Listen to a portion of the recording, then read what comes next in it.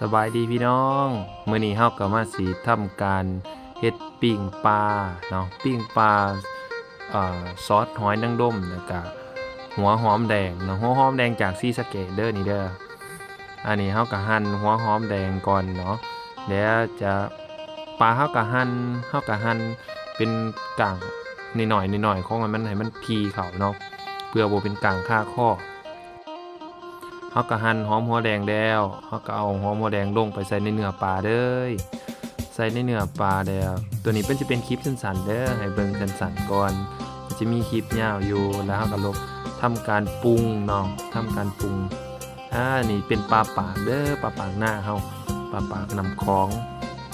ทำการปรุงนี่อยากให้รสชาติมันแซ่บมันหอมมันนุ่มเฮาก็ใส่ชูรสจักหน่อยหนึง